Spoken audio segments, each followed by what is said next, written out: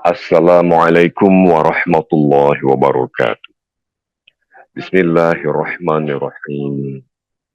Innal hamdalillah nahmaduhu wa nasta'inuhu wa nastaghfiruh wa na'udzu billahi min syururi anfusina wa min sayyiati a'malina. May yahdihillahu fala mudhillalah wa may yudlil fala hadiyalah. Wa asyhadu an la ilaha illallah wahdahu la syarikalah wa asyhadu anna Muhammadan abduhu wa rasuluh. Allahumma salli ala Sayyidina Muhammad wa ala ali Sayyidina Muhammad. Bismillahirrahmanirrahim. Inna a'tainakal kautsar fasalli li rabbika wanhar. Inna syani'aka huwal abtar. Amma ba'du. Segala puji syukur hanya bagi Allah Subhanahu wa taala. Memang tiada kata yang tepat bisa kita lantunkan untuk menggambarkan rasa syukur kita kehadirat Allah Azza wa Jalla atas segala rahmat, karunia dan nikmat yang telah dicurahkan kepada kita hingga hari ini pun kita masih diberikannya kesempatan berupa sehat dan waktu untuk berkumpul di majelis kita ini, di majelis cinta. Ibu, bapak, sahabat majelis cinta, kita berkumpul lagi pada hari ini, hari Jumat, bertepatan dengan tanggal 16 November tahun 2024. 15 November 2024, insya Allah kita akan mengaji lagi dengan guru kita Ki Haji Soleh Sofyan, sesuatu yang spesifik mengenai salah satu surah Al-Baqarah, makna surah Al-Baqarah. Nah, kita akan sapa beliau nanti, tapi sebelum dahulu tentu saja kita lantunkan salawat dan salam bagi junjungan kita, baginda Rasulullah Nabi besar Muhammad sallallahu alaihi wasallam. Allahumma shalli ala sayyidina Muhammad wa ala ali sayyidina Muhammad. Kita dapat guru yang hari ini sedang berada di tempat yang istimewa, sedang berada di Kairo, Mesir. Langsung kita sapa beliau, Ki Haji Soleh Sofyan. Assalamualaikum warahmatullahi wabarakatuh, Pak Kiai. Waalaikumsalam warahmatullahi wabarakatuh. Alhamdulillah. Apa kabar Pak Kiai? Bagaimana keadaan di sana Pak Kiai? Alhamdulillah. Walafiat, sehat. Alhamdulillah. Ya, ini jamaah Pak Kiai, jamaah, ibu bapak, sahabat-sahabat sudah menunggu ini Pak Kiai, apa yang nanti kita insya Allah bersama-sama akan dengarkan dari Pak Kiai. Untuk itu dengan segala kerendahan hati kami mohon Pak Kiai untuk memulai kajian kita ini. Kami persilakan dengan segala hormat Pak Kiai. Baik, bismillahirrahmanirrahim. Assalamualaikum warahmatullahi wabarakatuh. Alhamdulillah. Wassalatu wassalamu ala rasulillah wa ala alihi wa ashabihi wa mawala ma ba'd. Rabbi sholli sadri wa yassir amri wa hlul 'uqdatam min lisani yafqahu qawli. Rabbana zidna 'ilman nafi'an warzuqna fahaman jayyida amin ya rabbal alamin. Terima kasih untuk Bapak Iwan Ahmad Sudirman, panjenengan kalau nggak salah di RRI juga. Alhamdulillah, pagi hari ini waktu Indonesia dan untuk Kairo ini pukul 00.25. Jadi sekitar jam 12:30 malam. Jadi kalau kanan kiri nanti ada suara-suara khas, sedikit suara mendengkur, mohon dimaklumin karena memang waktu Kairo itu sekarang pukul 00:26. Nah, malam hari ini ya suara saya agak serak Pak, jadi mungkin karena seharian saya harus menemani jamaah.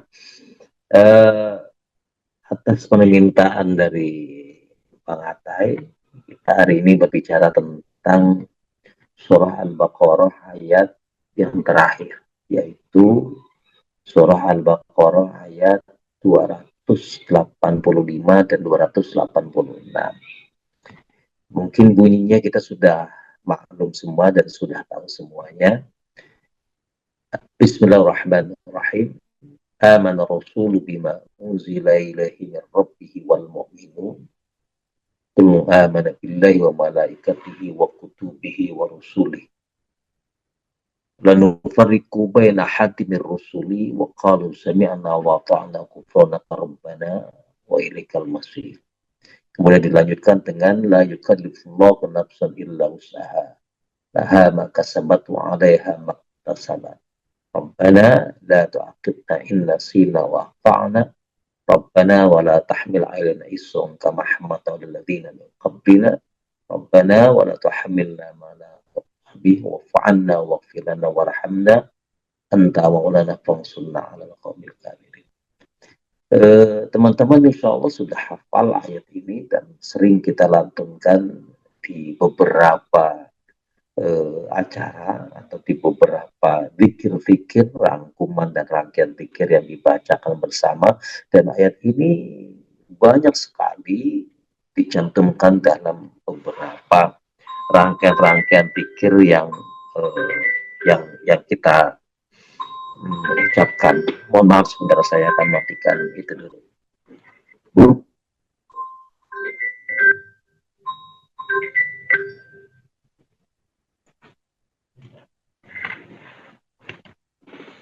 Nah, Bapak Ibu yang dirahmati Allah Subhanahu wa taala, surah Al-Baqarah ini adalah surah yang kita sering sebut dengan kafaah.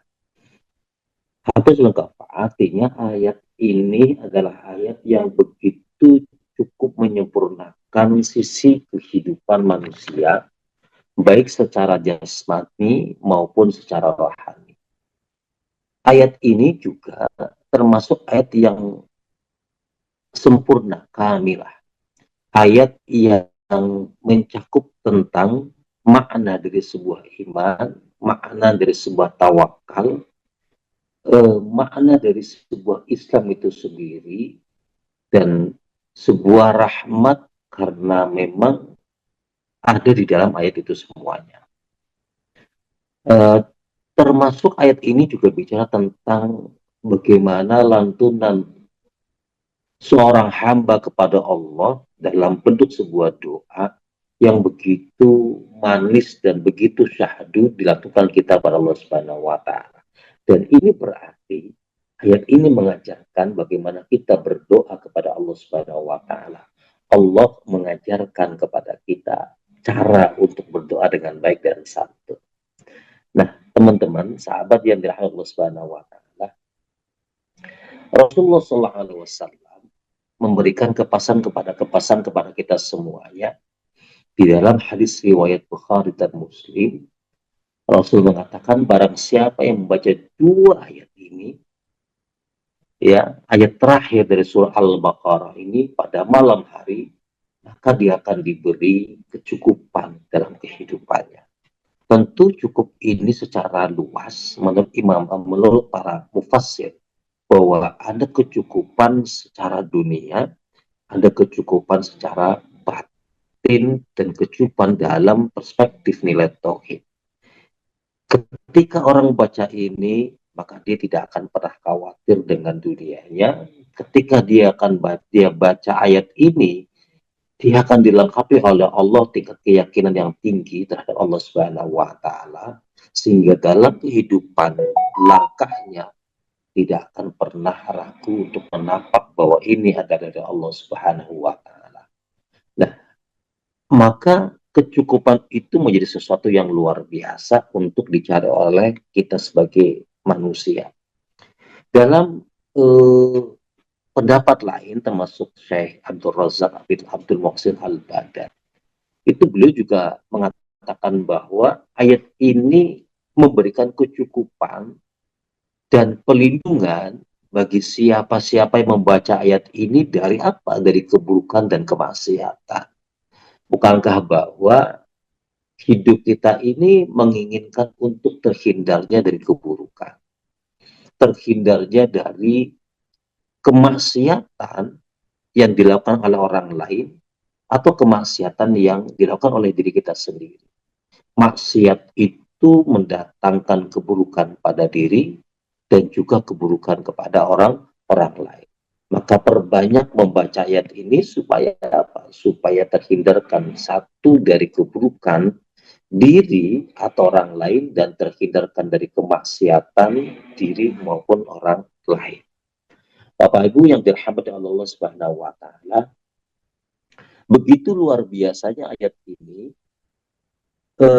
Kalau kita menelaah lebih dalam lagi, memang ayat ini berbicara tentang dua hal. Yang pertama bicara tentang, kalau di ayat 285-nya itu bicara tentang bagaimana ikrar Nabi dan pengikutnya untuk beriman kepada Allah Subhanahu wa taala. Nah, ikrar itulah yang kemudian menjadi pondasi dasar keimanan seseorang. Ikrar itulah yang kemudian menjadi akar tumbuhnya pepohonan Islam pada person-person, pada seseorang. Kalau akar kuat, maka pohon itu akan tumbuh sekalipun kemudian di atasnya ada buah, di atasnya ada bunga, di atasnya ada daun, dia akan tumbuh dalam nilai keyakinan yang besar di mata, di hadapan Allah Subhanahu wa taala. Maka eh, kemudian kita sering diminta untuk bersyahadat, karena syahadat itu adalah pernyataan yang memang harus kita ucapkan setiap saat, setiap waktu dalam rangka untuk memperbesar akar keyakinan kepada Allah Subhanahu wa taala.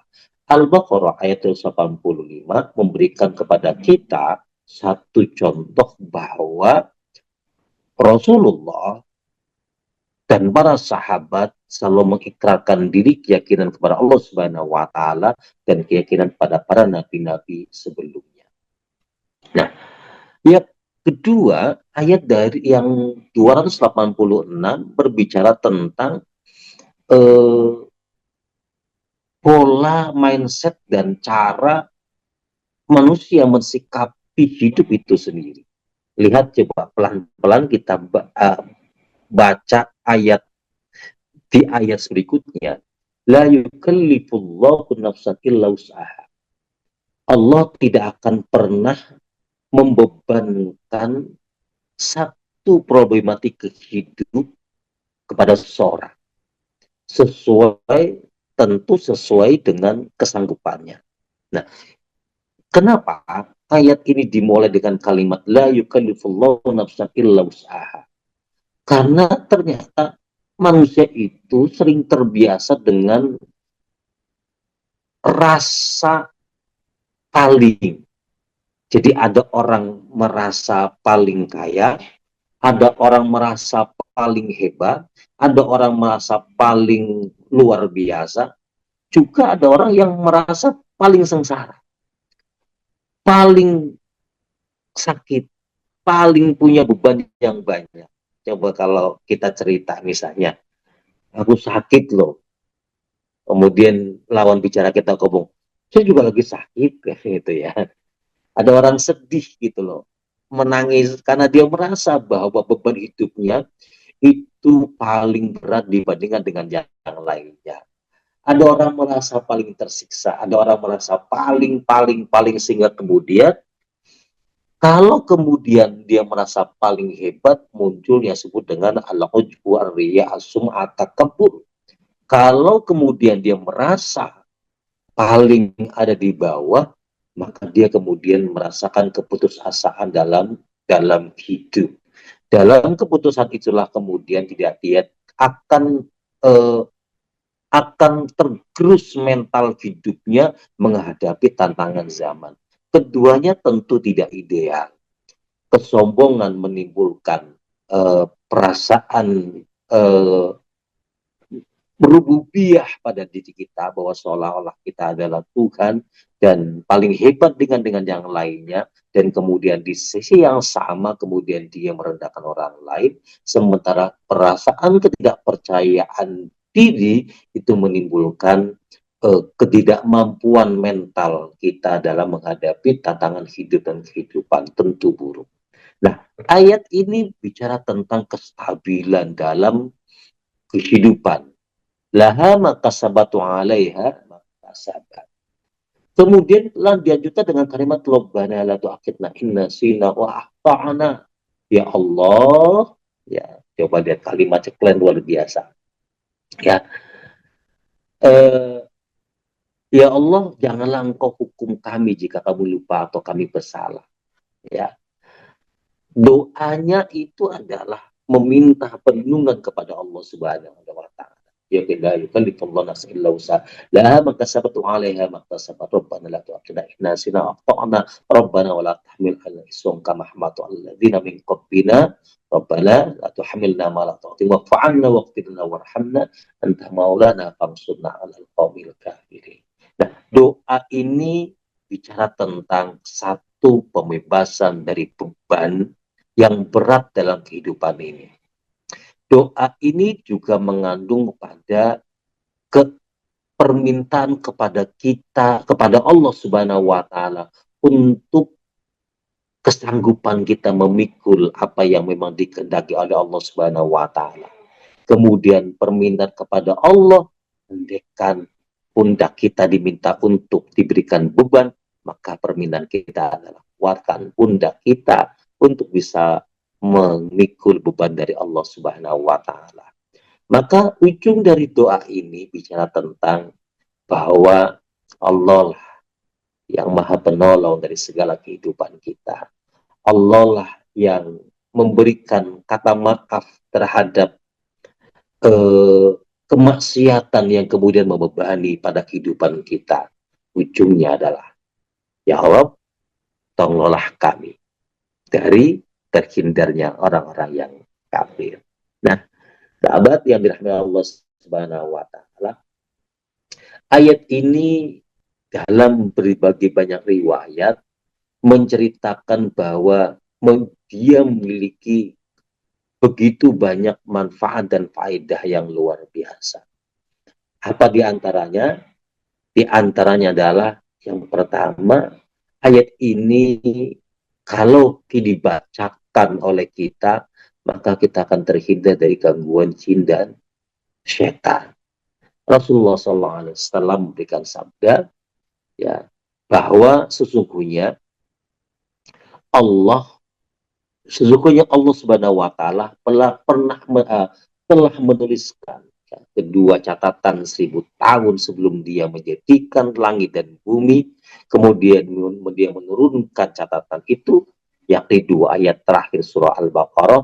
Jika saja seseorang tidak membacanya di rumah selama 3 malam, maka setan pun pasti akan mendekati rumahnya. Jadi artinya kita harus membaca ayat ini supaya terhindarkan dari godaan jin dan setan. Yang kedua, ayat ini memberikan khasiat menyembuhkan. Ya, menyembuhkan apa? Menyembuhkan dari sakit yang bersifat lahir dan sakit yang bersifat batin. Jadi kalau ada orang sakit, bacakan ayat ini, ikhtiarnya adalah permintaan kepada Allah agar disembuhkan dari sakitnya. Yang kedua, ikhtiar dari menyembuhkan penyakit batin. Ya, penyakit batin itu ya al-ujwa, riya, sum'ah, dan takabur dan seterusnya. Ini juga memberikan satu penyakit pada diri kita. Ya. Kemudian ayat ini adalah ayat yang dicinta oleh Allah Subhanahu wa taala. Nah, dari Abu Hurairah radhiyallahu anhu ada 2 macam doa. Ya, ada 2 macam doa, ya. Di dalam Al-Qur'an dia menjadi penyembuh dan di akhir adalah sebagai perkara yang dicintai oleh Allah Subhanahu wa taala. Apa itu? Yaitu 2 ayat dari akhir surah Al-Baqarah itu. Nah, kemudian apalagi keutamaan dari surah Al-Baqarah yang terakhir ini, dia mendatangkan rezeki. Orang yang membaca ini akan dicukupkan kebutuhannya oleh Allah Subhanahu wa taala. Dalam hadis riwayat Bukhari dikatakan bahwa barang siapa yang membaca 2 ayat terakhir surah Al-Baqarah pada malam hari, maka kedua ayat ini akan mencukupi kehidupan kita. Jadi panjenengan semua yang hadir pada pagi hari ini, kalau ingin dicukupkan rezekinya di pagi hari, maka malamlah baca ayat ini, dua ayat ini, insya Allah di pagi hari siapapun yang bekerja, menjadi ojek online, bekerja di perkantoran, bekerja di eh, sektor pemerintah maupun swasta, atau dimanapun dia berada, Allah akan cukupkan rezeki kita karena wasilah kita membaca surah Al-Baqarah, dua ayat yang terakhir ini. Nah, teman-teman yang berbahagia, jadi ayat ini berbicara tentang tiga hal. Yang pertama, pernyataan sebuah keyakinan kepada Allah Subhanahu wa Ta'ala. Yang kedua, pernyataan tentang bahwa kita ini adalah makhluk yang rendah, makhluk yang tidak memiliki apapun, yang tanpa peran serta dan pertolongan Allah kita tidak bisa menjadi apa-apa kalau kita tidak berlindung kepada yang maha semesta ini, maha pemilik alam semesta ini. Dan yang ketiga adalah sebuah ajaran doa dari Allah Subhanahu wa Ta'ala, di mana ayat ini dibuat dan diberikan oleh Allah Subhanahu wa Ta'ala untuk kita lantunkan dalam kehidupan setiap hari. Nah, sahabat yang dirahmati Allah Subhanahu wa Ta'ala, sebelum saya melanjutkan pembicaraan selanjutnya, saya kembalikan dulu kepada Mr. Host yang luar biasa gantengnya, sambil saya merapikan kondisi kanan kiri. Dipersilakan.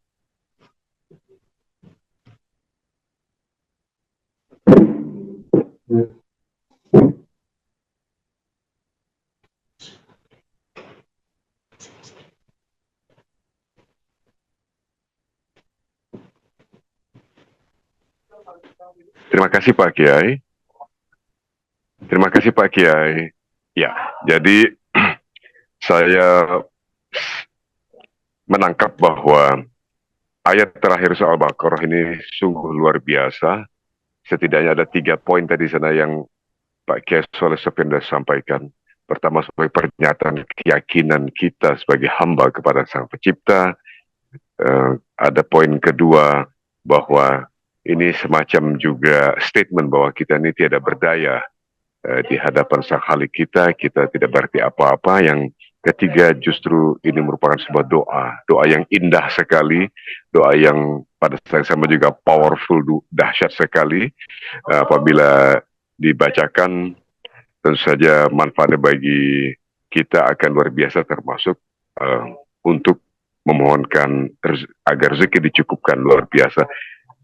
Saya kalau Ustadz, kalau Pak Kiai izinkan, ingin menyampaikan satu dulu announcement, sekedar mengingatkan jamaah Majelis Cinta ini, Pak Kiai, jamaah Majelis Cinta, Ibu Bapak, sahabat-sahabat, bahwa untuk update tema dan jadwal, kami persilahkan untuk senantiasa mengeceknya ke nomor WhatsApp kita 0821 1812 8338.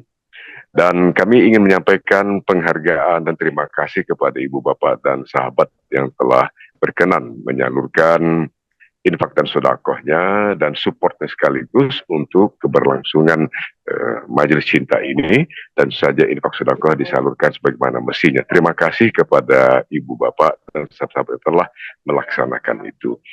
Dan mungkin kalau Pak Kiai berkenan, mohon ada yang mau dilanjutkan atau kita mengundang pertanyaan dahulu, Pak Kiai. Ibu Bapak, pertanyaan nanti kita. Iya. Ibu Bapak, saudara, sahabat yang dimuliakan Allah, jamaah Majelis Cinta, kami mengajak Ibu Bapak, sahabat-sahabat untuk mengajukan pertanyaan. Mungkin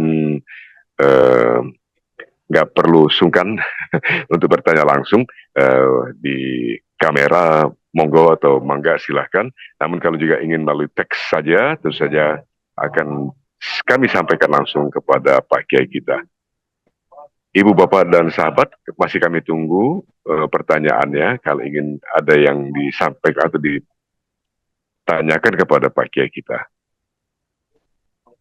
Pak Kiai sambil menunggu, kalau bila panjenengan berkenan menunggu Ibu, Bapak, sahabat bertanya, mungkin sekarang ini sedang menyusun formulir pertanyaannya. Mohon berkenan Pak Kiai untuk melanjutkan penjelasan apabila memang ada yang dapat kami Pak Kiai ingin sampaikan lebih jauh lagi dari surah yang paling akhir Pak Kiai tadi yang merupakan doa yang indah tadi Pak Kiai. Ya, ini Pak Iwan, kita sering berdoa kepada Allah Subhanahu wa Ta'ala, dan sepertinya doa itu menjadi sarapan kita setiap hari, setiap waktu. Bahkan menempatkan doa itu pada perspektif yang luar biasa. Doa silaul ini. Doa itu adalah senjata orang yang beriman. Tetapi terkadang Pak Iwan, kita sering sejurus dengan doa yang sering kita lantunkan, tapi kita juga meragukan doa itu. Kita sering berucap, sholat sudah, puasa sudah, bangun malam sudah, nangis sudah.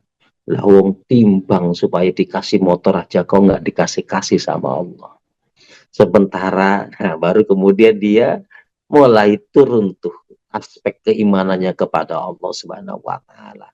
Sementara tetangga saya sholat kagak, puasa enggak, zakat enggak, sholat juga apa, ibadah juga enggak. Lah, mobil banyak, rumah bertingkat, jabatan bererok di mana-mana. Lalu kemudian apa yang salah? Apakah kemudian doa itu salah? Sehingga kemudian Allah mengajarkan doa dalam ayat terakhir surah Al-Baqarah itu. Jadi ternyata bukan doa yang salah, tetapi ada dua hal. Yang pertama, kita sendiri yang terkadang mensikapi doa itu yang problem. Yang kedua, Allah tidak menganggap bahwa itu doa. Kalau kita mengatakan bahwa itu doa, belum tentu juga Allah itu menganggap itu doa. Maka doa itu perlu rangkaian-rangkaian kata dan diksi yang pantas disebut dengan doa. Nah, ini nanti akan kita terangkan dalam sesi lain yang disebut dengan bab doa. Tetapi yang perlu dicatat kepada kita semuanya, dulu para salafus saleh menjadikan doa itu tidak ansih hanya meminta kepada Allah Subhanahu wa Ta'ala. Seperti kita sekarang ini, para salafus saleh itu menjadikan doa itu dengan tiga hal. Yang pertama, dia jadikan doa itu sebagai sarana untuk berdialog dengan Rabb, dengan Tuhan, dengan Allah Subhanahu wa Ta'ala. Maka semakin lama dia berdoa, maka dia semakin merasakan bentuk sebuah kerinduan terhadap yang dicintai dan yang mencintai Allah Subhanahu wa Ta'ala. Nah, ini kan yang berbeda. Kita kadang-kadang ketika berdoa ingin doa yang paling cepat. Kalau imam doa dan kemudian lama, maka kita aminkannya dengan suara yang keras karena kita protes kapan kelarnya itu doa.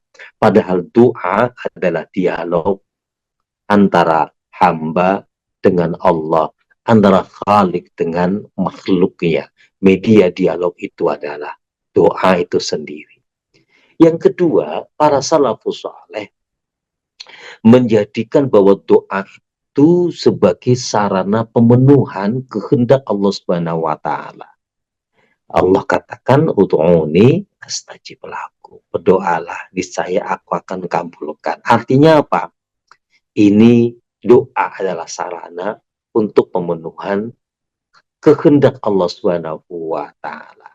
Nah, luar biasanya para salafus saleh Pak Iwan sering tidak mendapatkan diksi dan kata-kata rangkaian kalimat untuk dia berdoa karena mereka sudah merasa cukup. Mau minta apa? Rumah sudah ada, walaupun gubuk, mereka menjadi sosok yang begitu bersyukur kepada Allah. Aduh, nggak ada yang bisa diucapkan untuk berdoa. Sekali kemudian mereka mendapatkan diksi kalimat-kalimat untuk berdoa, maka mereka berdoa dengan begitu khusyuknya, begitu luar biasanya. Nah, yang ketiga, doa itu dijadikan oleh para salafus soleh sebagai sarana untuk meminta seperti kita semuanya. Nah, luar biasanya mereka. Semakin doa itu belum dikabul, semakin doa itu mungkin tidak Allah kabulkan, mereka semakin bahagia. Luar biasa dan luar biasa. Inilah perbedaan antara kita dengan para salafus soleh. Semakin panjang mereka beribadah, berdoa, maka mereka semakin menikmati. Semakin belum dikabul atau tidak terkabul, mereka semakin menikmati dan bahagia.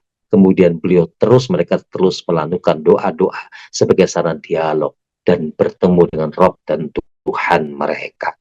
Beda dengan kita. Ketika berdoa, fokus hanya satu, meminta dan meminta dan meminta. Saat permintaan itu belum dan tidak Allah kabulkan, maka kemudian kita merasakan rasa yang kemudian terkuranginya keberadaan Allah dalam jiwa kita. Inilah yang menjadi problem dalam diri kita. Semakin banyak dan panjang berdoa, malah justru kita semakin ragu tentang keberadaan Allah Subhanahu wa Ta'ala. Pak Iwan, itu kayaknya ada pertanyaan itu. Nanti ini berdoa ini akan kita lanjutkan setelah menjawab pertanyaan itu ya. Agak silakan.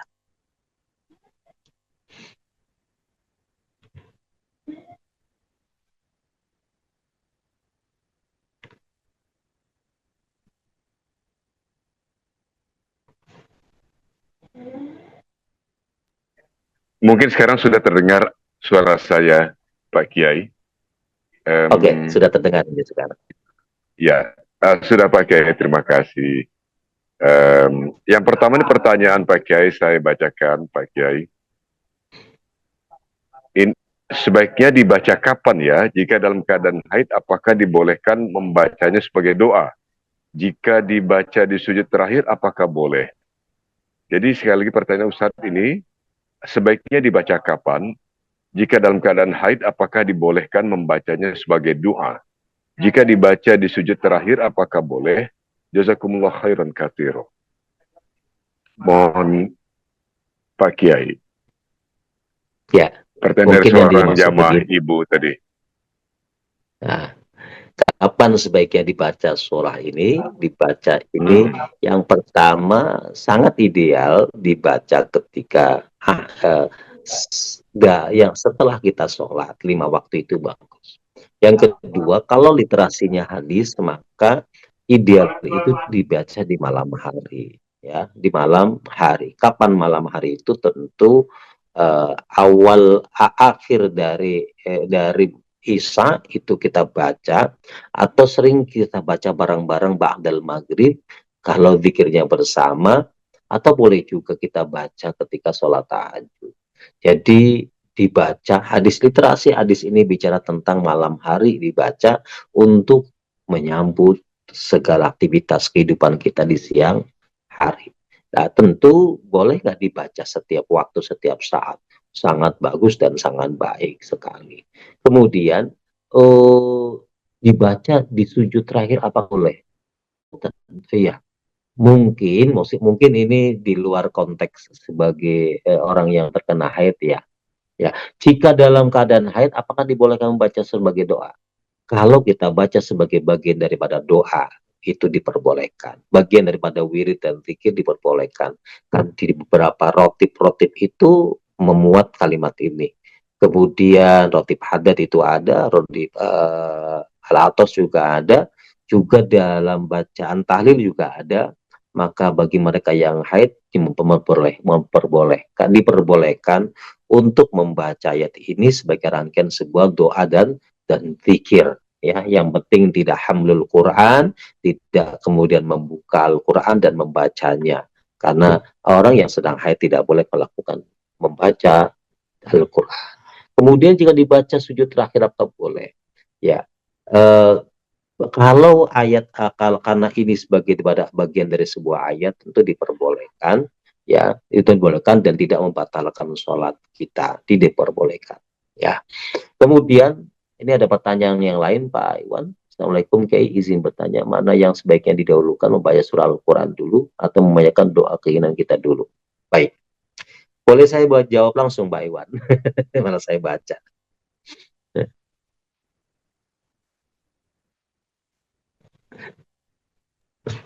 Suara Pak Silakan Iwan belum langsung terdengar Pak ini. Kiai berkenan untuk menjawab. Silakan Pak Kiai langsung berkenan untuk menjawabnya. Silakan Pak Kiai. Ya, baik. Ini pertanyaan yang Silakan kedua Pak Kiai. adalah, ya, izin bertanya, mana yang sebaiknya didahulukan, membaca surah Al-Quran dulu atau memanjatkan Betul. doa keinginan kita dulu? Baik.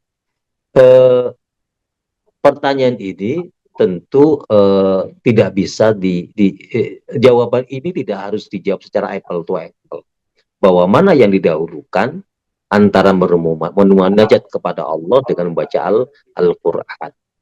Keduanya punya sisi dimensi yang tersendiri. Membaca Al-Quran, tilawatul Quran adalah bagian daripada ibadah. Bahkan Rasulullah SAW mengatakan bahwa man qara al-Quran wa amila bima bihi albasallahu walidayhi tajan yaumal qiyamah. Siapa orang yang membaca Al-Quran, maka pahalanya tidak hanya kepada orang yang membacanya, kepada orang yang mempelajari Al-Quran dan mengamalkannya, tetapi orang tuanya juga mendapatkan efek baik dari bacaan Al-Quran anaknya. Nanti di hari kiamat orang tuanya akan diberikan oleh anaknya apa itu mahkota yang bersinar dan terangnya dari ujung barat, ujung timur, ujung selatan, ujung utara akan dilihat oleh orang lain. Artinya apa?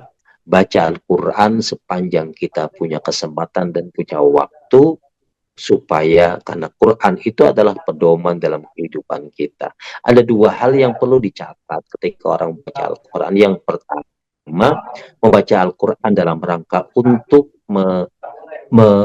membiasakan lisan kita menyebut firman-firman Allah Subhanahu wa Ta'ala. Yang kedua, membaca Al-Quran itu dalam rangka untuk tadabbur, mempelajari tentang hukum-hukum yang Allah berikan kepada kita lewat Al-Quran.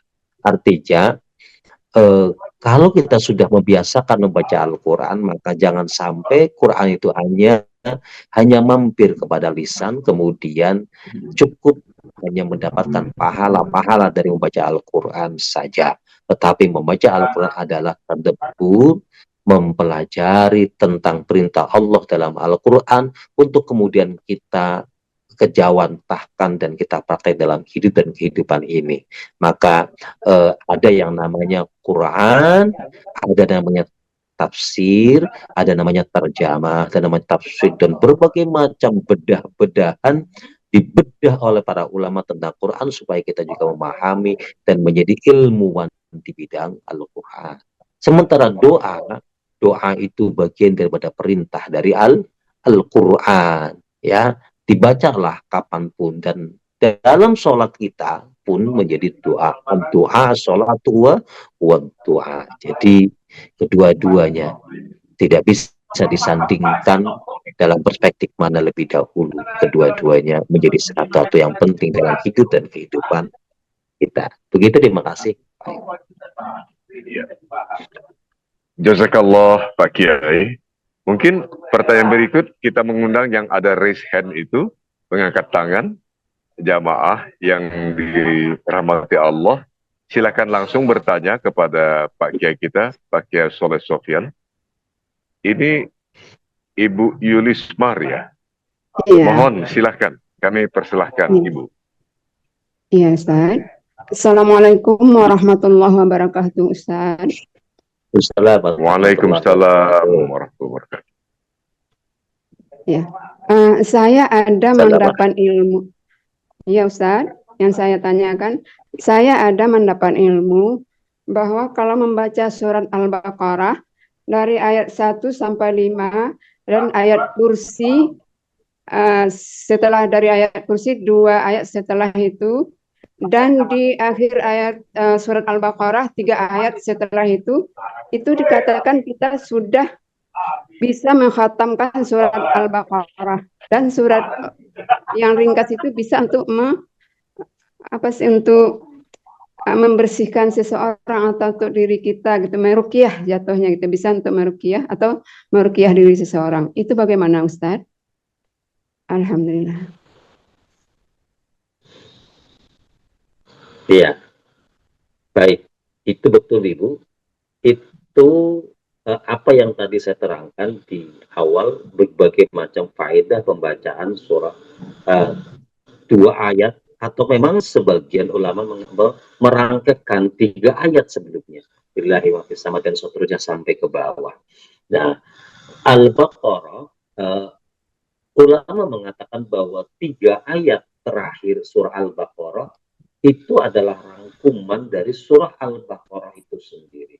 Di mana Al-Baqarah itu lebih banyak bicara tentang, yang pertama, perspektif keimanan, yang kedua tentang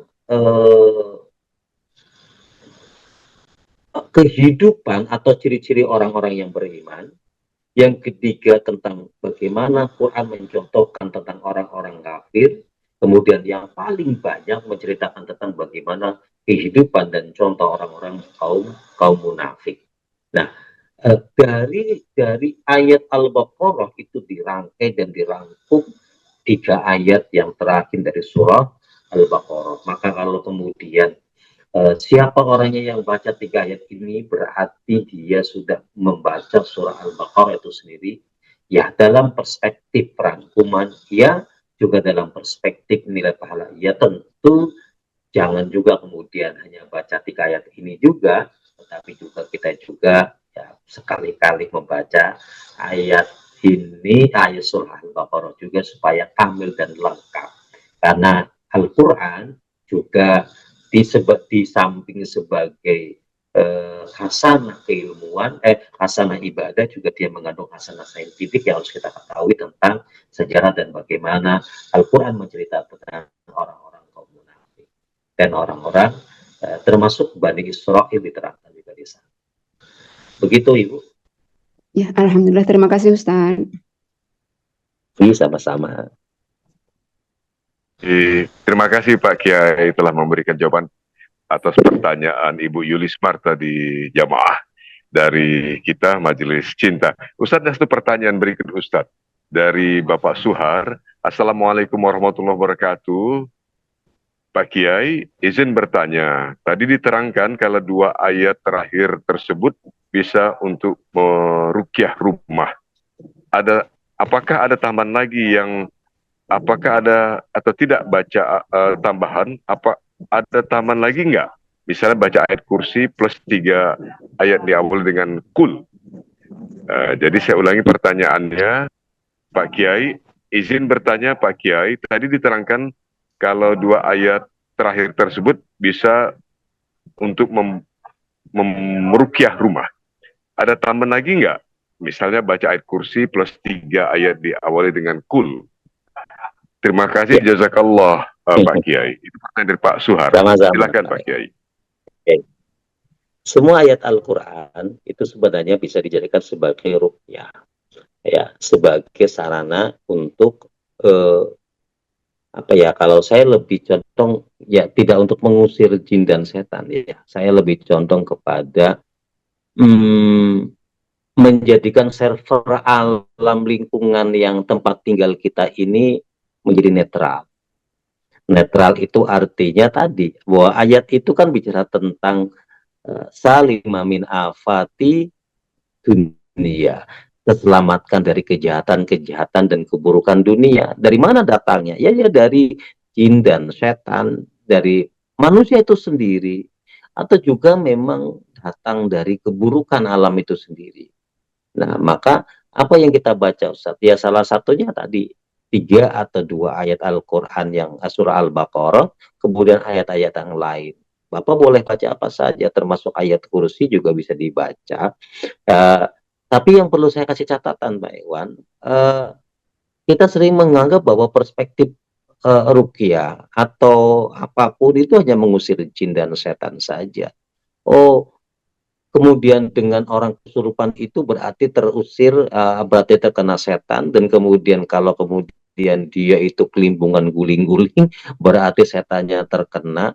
Tidak sesederhana itu kita bicara tentang godaan dan gangguan makhluk yang jahat itu. Eh, gangguan dari makhluk yang jahat itu adalah ketika manusia itu jauh dari Allah karena godaan itu. Ketika manusia itu menghilangkan sebagian kehidupannya tentang Tuhannya, itu adalah godaan yang besar.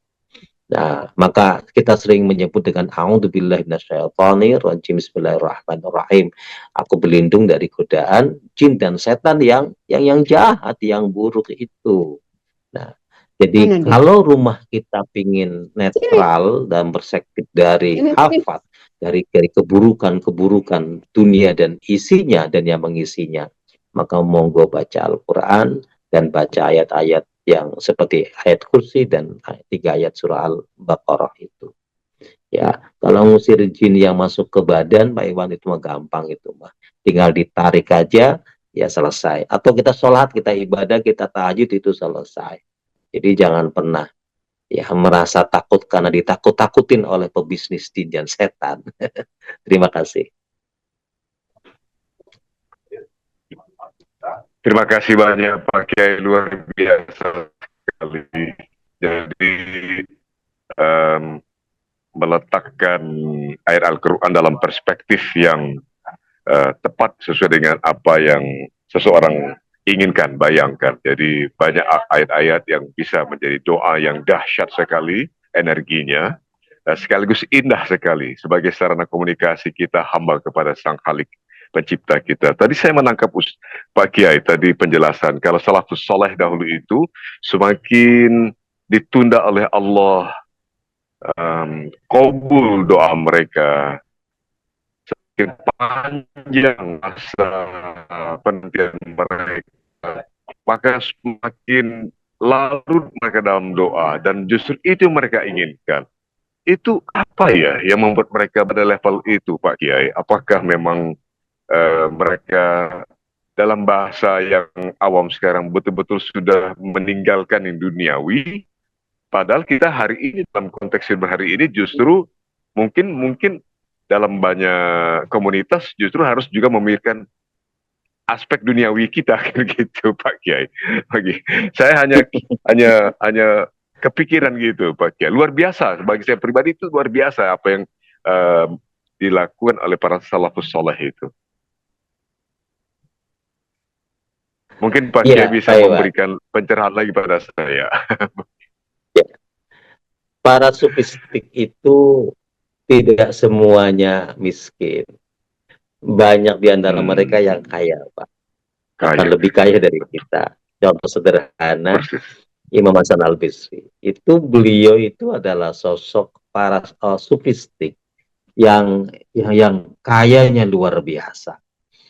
Bahkan sahabat yang pernah berguru dengan guru yang sama pun curiga bahwa ini sudah kubut dunia.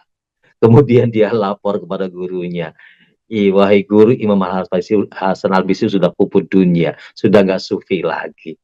Kemudian didatangi, kata gurunya, coba datangi dulu, jangan curiga dulu, jangan suudon dulu. Kita kan suka begitu, lihat orang kaya kita suudon, nyupang itu. Itu miara setan itu kan gitu ya. Setelah didatangin, kemudian ternyata beliau didapatinya beliau punya kekayaan yang luar biasa. Kemudian beliau menyuruh sahabatnya untuk, kamu naik di halaman ini, silakan tengok dan lihat kekayaan saya, kebun-kebun saya, kamu tengok ya. Kemudian berjalanlah dia naik delman dan kereta. Saking ketika dia keliling, dia takjub dengan kekayaan sahabatnya itu. Saking takjubnya, dia lupa sholat duhur, dia lupa sholat asar. Kemudian kembali kepada Imam Hasan Al-Bisri. Gimana? Iya, luar biasa. Iya, Kamu baru lihat kekayaan saya saja, sudah lupa sholat duhur dan sholat asar. Bagaimana nanti kalau mendapatkan dunia itu? Nah, artinya begini, Pak, bahwa eh, manusia yang sebenarnya itu bukan banyak atau tidak banyak, kaya atau tidak kaya, tetapi mampu nggak dia tetap steril dari hal-hal yang menghilangkan keberadaan Allah dalam jiwa kita.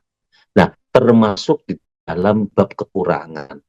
Bisa nggak dia menjadikan doa itu bagian sarana untuk dialog kepada Allah dan sarana untuk memenuhi kehendak Allah, karena doa itu sebuah permintaan. Sekalipun kemudian di dalam doa ada untaian dan kalimat-kalimat yang judulnya adalah meminta. Meminta boleh nggak sama Allah? Artinya kita berkebutuhan boleh nggak? Boleh, dan itu diperintahkan oleh Allah Subhanahu wa Ta'ala. Tetapi apakah kemudian permintaan itu akan jauh menjadi Tuhan dibandingkan dengan Tuhan itu sendiri? Apakah kemudian permintaan, hasil dari sebuah permintaan itu menjadi apa ya, takhta pada jiwa kita sehingga kemudian takhta itu mengalahkan Tuhan itu sendiri? Ya coba kita perhatikan, kita sering berharap punya rezeki yang banyak, tetapi kemudian kita lupa kepada sang pemberi rezeki. Ini ada autokritik yang sederhana. Suatu hari dalam hadis itu, sahabat pernah melihat seorang anak muda yang membawa kampak. Anak muda itu berkucuran terkeringatnya, kemudian para sahabat ngomong, karena saat itu lagi demen-demennya orang perang jihad di medan perang. Kemudian sahabat ngomong, ih, kalau keringatnya dipakai buat perang kayaknya luar biasa ya, pasti keren itu. Mendengar itu Rasulullah SAW langsung kemudian berucap dengan suara tinggi, ingkana kharaja sa'a, ingkana kharaja yas'a li waladi sighara fawa fisabilillah. Kalau dia keluar keringatnya untuk anaknya yang kecil, maka dia jihad fisabilillah. Ingkana kharaja yas'a li abawahi saykhani kabiraini fawa fisabilillah. Kalau dia keluar untuk mencari rezeki buat orang tuanya yang tua renta, maka dia jihad fisabilillah. In kana kharja yaz'al li nafsi yu'afwa fa fisabilillah. Kalau dia keluar mencari rezeki untuk dirinya, harga dirinya supaya tidak minta-minta dan tidak berhutang, maka dia jihad fisabilillah. Nah, catatan terakhir dalam hadis ini dikatakan in kana kharja yas'a riya'an wa fakhra fa fisabilillah syaitan. Kalau ada orang nyari uang tapi kemudian dia terkena penyakit riya dan mufakkharah, berbangga-bangga, maka dia di jalan setan. Sekalipun dia cari duit untuk anak, untuk orang tua, untuk diri sendiri, tetapi terkena penyakit dua ini, maka dia di jalan setan. Apa ciri-ciri dua penyakit ini? Yang pertama, kalau ada orang mencari rizki tapi lupa terhadap sang pemberi rizki. Cari uang tapi lupa sholat. Cari uang tapi lupa sholat duhur. Cari uang tapi lupa kalau Allah ada di sekitar kita. Kemudian ternyata kita rela untuk berbohong, mencuri, menjamret, dan seterusnya. Yang kedua, orang yang terkena penyakit adalah faqra, adalah mereka-mereka yang ketika mencari rizki sudah tidak peduli mana yang halal dan mana yang haram, mana yang haram. Kata Rasul, ya Allah, zamanun la yubalil mar'u enak tasabat mal am halal atau haram. Akan datang satu masa orang tidak peduli mana harta yang halal dan mana yang haram. Nah, perspektif doa itu adalah sebagai cara menyambungkan tentang dunia kita kepada Allah Subhanahu wa Ta'ala. Bahasanya ginilah, ya sekali-kali dong ngadu, gitu loh. Rob, saya miskin loh, kalau nggak berkedah kasih dah. Rob, saya pengen punya mobil. Kan ini dunia ciptaanmu, biar saya lebih bahagia, lebih senyum, minta dong rumah. Tapi hasil dari doa itu tolong jangan dijadikan sebagai sarana untuk menjustifikasi kemudian menghakimi Allah itu sendiri. Kalau Allah mau kasih, gak kasih terserah. Kaya itu kan sunatullah, miskin juga sunatullah, kan begitu. Ada nggak orang yang ingin miskin? Tentu tidak banyak, kecuali orang-orang yang khusus. Tetapi kemudian, apakah kemudian minta kayakan Allah kasih kekayaan? Ya belum tentu. Terakhir saja dulu, hadis kursi ini, ya diskusi ini terakhir. Hadis kursi, ya nggak terakhir ya, boleh yang lain maksud saya. Hadis kursi menceritakan ada seorang hamba Allah yang kakinya lumpuh, Pak Iwan. Doa tiap hari, ibadahnya luar biasa. Ya Rob, ya Rob, ya Rob, ya Rob, ya Rob, ya Rob. Hanya ingin supaya kakinya bisa jalan. Jibril itu kaget karena arus bergetar. Karena doa ini hamba Allah itu. Maka karena penasaran, Jibril turun ke muka bumi, nengok, oh didapatinya ada seorang hamba. Rajin doanya, rajin ibadahnya. Minta supaya kakinya bisa jalan. Ya Allah. Kemudian lapor kepada Allah, Rabb istajib da'wat, kabulkan dong permintaan dia, kabulkan, udah cukup itu, doanya sudah cukup, ibadahnya juga luar biasa. Apa kata Allah? Da'abdi, tinggalkan hambaku itu, tinggalkan hambaku itu. Kenapa ya Rabb? Ini uhibbud da'wata, saya cinta terhadap suaranya, saya cinta dengan doanya. Uhinni uhibbu sauta, saya cinta dengan suaranya. Kalau ini terjadi pada diri kita, mau pilih mana? Allah cinta, Allah suka, atau terkabulkannya doa kita? Ingin jadi presiden, dikasih presiden, apa Allah cinta dengan dia? Cadel mulut kita. Tetapi rumusan yang sederhana. Sekalipun dia lumpuh, tapi kalau dicintai oleh sang pemberi dunia, maka dia lebih bahagia dibandingkan dengan yang punya motor, yang punya mobil, yang punya pesawat sekalipun. Sekalipun dia tidak bisa melihat, maka dia lebih bahagia kalau dicintai oleh Allah Subhanahu wa Ta'ala. Sekalipun nggak punya rumah, nggak punya harta yang banyak, maka dia akan bahagia karena dicintai oleh sang pemberi kekayaan di dunia. Begitu Pak Iwan. Terima kasih.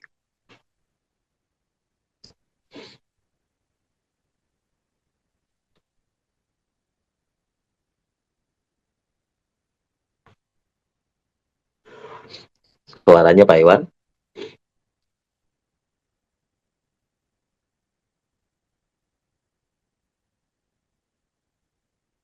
Belum ada suaranya Pak.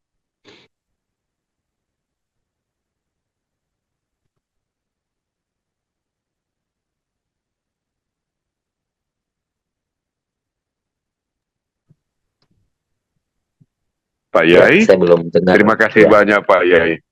Pak Yai, sudah dengar suara saya Pak Yai? sudah, Pak Kiai? sudah, silakan. Alhamdulillah, Ya, sudah. Alhamdulillah. Subhanallah, Masya Allah, indah sekali rupanya penjabaran doa yang tadi saya ikuti, luar biasa indah sekali, bahwa semakin kita harus sadari betapa kabulnya doa itu merupakan prerogatif Allah semata-mata. Justru ketika kita semakin lama berdoa dengan segala ketulusan, maka itu sebagai, kalau belum dikabul, maka itu sebagai bukti cinta Allah pada kita. Terima kasih Pak Kiai atas banyak ilmu yang telah diberikan. Kami mohon sebelum kita akhiri majelis ini, mohon Pak Kiai Soleh Sofyan berkenan untuk menutup dengan doa. Kami dengan segala kerendahan hati memohon, mungkin Pak Kiai bisa memimpin kami dalam doa yang terbaik untuk pagi hari ini. Dengan segala hormat kami persilahkan Pak Kiai. Baik, Pak Iwan, terima kasih. Sebelum saya baca doa, ini ada yang terakhir chat, saya baca izin deh supaya sempurna pertemuan kita dan bahagia di antara kita semuanya. Ustaz, dalam hidup kami belum pernah begitu sulitnya menghadapi hidup kami saat ini. Mungkin besok lusa kami tak mampu lagi membayar rekening. Harapan saya tinggal rekening. Harapan saya tinggal aset yang saya miliki untuk dijual. Tapi sampai saat ini belum ada yang minat pencerahannya untuk jazakumullah khairan. Baik, aset itu Bapak milik Allah. Kalau ingin dilepas kepada makhluk yang lainnya, maka lepaskan aset itu dari hati dan jiwa kita. Katakan kepada Allah, ya Rabb, ada sesuatu yang Engkau miliki ada pada diri saya. maka perkenankan aku ganti rizkimu berupa tanah, berupa rumah, apapun untuk aku berikan kepada, aku tukarkan dengan rezeki yang lainnya. Mungkin Bapak menginginkan uang, tukarkan dengan uang. Dan jika engkau berkenan, pindahkan aset yang yang ada pada diri saya, nikmat yang kau berikan kepada saya, kepada orang lain. Itu doanya. Jadi jangan sekonyong-konyong. Kenapa kita kadang-kadang sulit untuk menjual rumah dan tanah seterusnya? Karena kita masih menggantungkan tanah itu pada jiwa kita, terasa berat yang kemudian akhirnya tanah itu dan rumah itu tidak kunjung laku karena faktor kita masih merasa berat apa yang kita miliki. Mudah-mudahan Pak Agus Rahman bisa menyelesaikan. Nanti saya kasih zikirnya. Kalau mau ngechat saya, silakan nanti Pak Iwan bisa dituliskan di 085883358331. Mudah-mudahan manfaat apa yang saya sampaikan. Ayo Bapak Ibu, kita berdoa kepada Allah Subhanahu wa taala. Mudah-mudahan apa yang hari ini kita kaji menjadi manfaat untuk khususnya untuk diri saya dan umumnya untuk semuanya, dan ini menjadi kajian-kajian yang padan bestari. Dan terima kasih kepada Bang Atai sebagai founder atau sebagai wasilah dari acara Majelis Cinta ini. Bismillahirrahmanirrahim. Alhamdulillahirabbil alamin, hamdan yuwafi mazidah ya rabbana lakal hamd kama yanbaghi li jalali sultanik. Allahumma taqabbal minna salatana wa siyamana wa ruku'ana wa sujudana wa tahlilana wa tadarru'ana wa tamim taqsir ya Allah. Irhamna ya Allah, irhamna ya Allah, irhamna ya Allah. Ya Rabbi bil Mustafa balligh maqasidana wa ighfir lana ma madaya wa sala karami. Ya Arhamar Rahimin, Rabbana, ampuni dosa kami, ampuni kesalahan kami, ampuni khilafan kami. Ampuni dosa yang datang dari mata kami, telinga kami, mulut kami, hati kami, dan jiwa kami. Ampuni ya Allah dosa terhadap orang-orang yang kami cintai, dosa terhadap kedua orang tua kami, dosa terhadap anak-anak kami, dosa terhadap istri kami, dosa terhadap saudara, kakak, adik kami yang pernah dibesarkan dalam pelukan bunda yang sama. Ampuni dosa kami terhadap tetangga kami, dosa-dosa kecil yang sering kami lakukan terhadap tetangga. Ampuni dosa kami terhadap sahabat-sahabat kami, saudara kami, ya Allah, kawan kami sekantor, seperjuangan, kawan kami dalam perdagangan, dalam bisnis, ya Allah. Ampuni ya Rabb dari harta ya haram yang pernah kami berikan kepada anak-anak kami, dari harta haram yang pernah kami berikan kepada istri kami. Ampuni ya Rabb harta haram yang pernah kami berikan kepada saudara kami, sahabat kami, bahkan kedua orang tua kami. Rabbana, kami tahu bahwa seburuk-buruknya manusia menurut Rasulullah SAW adalah orang tua yang memberikan harta haram kepada anak-anak yang mereka cintai. Rabbana, mudahkan harta kami ya Allah. Mudahkan ya Allah, lapangkan kami dalam mencari rezeki. Mudahkan ya Rabb kami dalam mencari rezeki. Halalkan rezeki kami berkah manfaat dunia dan akhirat kami. Rabbana, kami tidak ingin menjadikan harta kami, rezeki yang kami cari dari pagi sampai sore, hingga punggung ini membiru, hingga punggung ini melepuh, hingga badan ini begitu sakit ya Allah menjadi rezeki. Jangan sampai rezeki kami ya Allah justru akan menyiksa kami di alam kubur, justru akan membakar kami di alam kubur, justru akan meremukkan kami di alam kubur. Allah, jangan sampai harta itu justru membuat beban kami di akhirat nanti.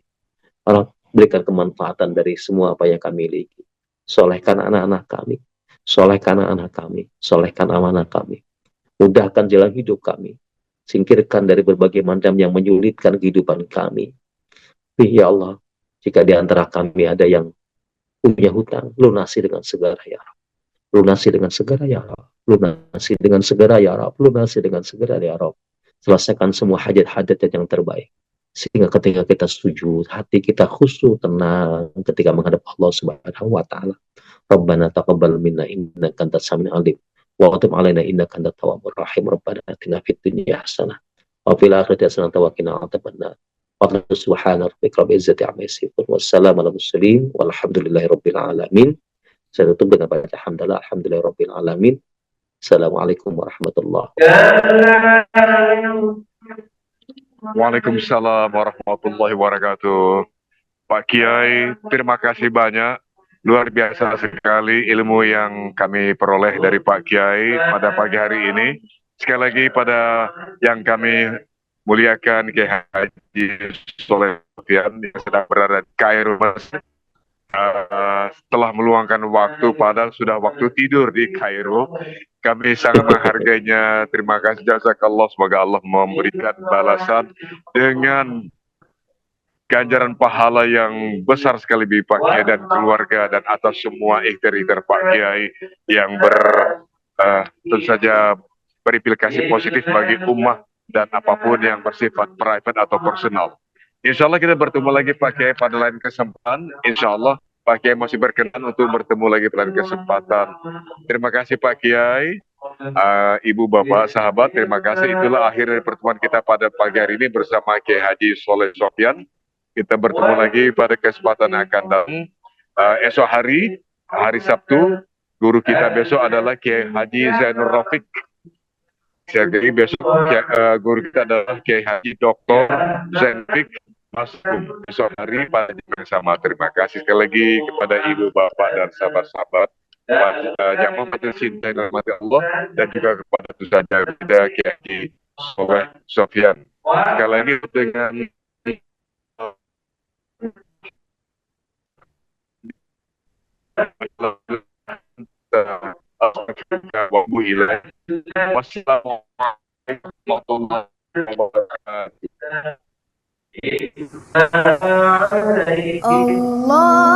Allahumma rahamna bil Qur'an waj'alhu lana imaman wa nuran wa hudan wa rahmah. Allahumma dzakirna minhu ma nasina wa 'allimna minhu ma jahilna warzuqna tilawatahu ana al-laili wa atrafan nahar waj'alhu lana hujjatan ya rabbal alamin. Allahumma arhamna bil Qur'an waj'alhu lana imaman wa nuran wa hudan wa rahmah. Allahumma dhakkirna minhu ma nasina wa 'allimna minhu ma jahilna warzuqna tilawatahu ana al-laili wa atrafan nahar waj'alhu lana hujjatan ya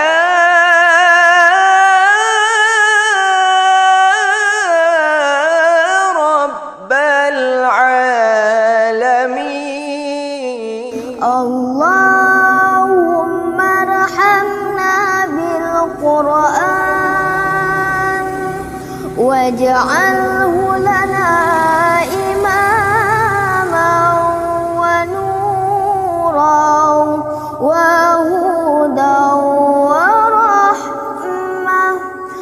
Allahumma dzakirna minhu ma nasina wa 'allimna minhu ma jahilna warzuqna